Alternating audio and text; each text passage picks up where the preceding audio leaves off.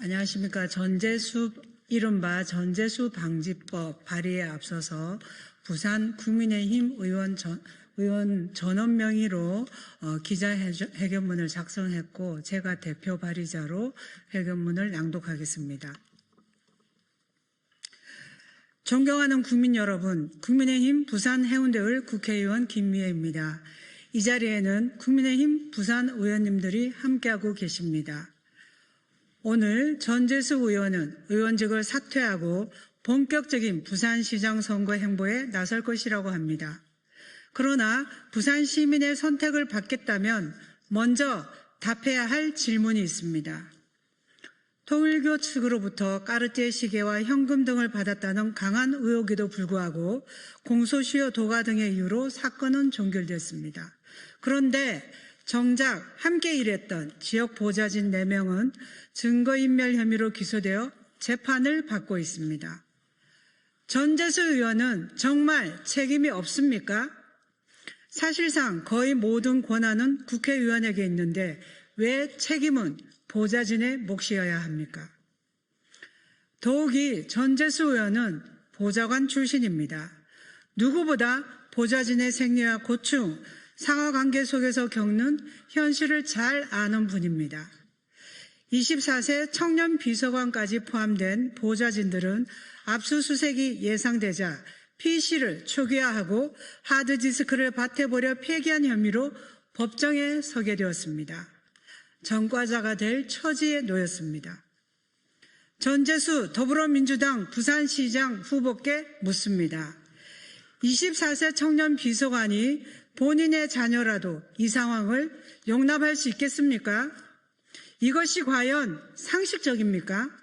사회초년생인 24세 비서관이 전과자가 될 판에 본인은 부산시장을 하겠다고 나서는 모습을 부산 시민이 용납하시겠습니까?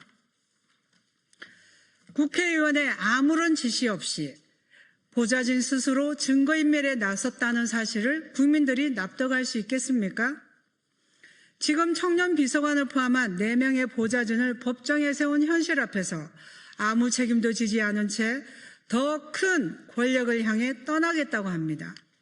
권력 욕심 때문에 사실상 보좌진을 희생양으로 삼은 잔인한 정치의 민낯입니다. 국회의원과 보좌진은 사실상 종속관계에 있다고 해도 과언이 아닙니다. 보좌진이 부당한 지시를 거부하면 해고, 계약 해지 등 인사상 불이익을 감수해야 합니다. 이 구조 속에서 결국 힘없는 실무자가 총대를 메고 권력을 가진 사람은 뒤로 숨는 일이 발생한 것입니다. 그래서 저는 국회법 등을 개정하는 전재수 방지법을 대표 발의하고자 합니다. 전재수 방지법의 주요 내용은 첫째, 국회의원 후보자 상급 보좌진의 위법 부당한 지시를 금지하고 보좌진이 이를 거부할 수 있는 권리를 명문화하겠습니다.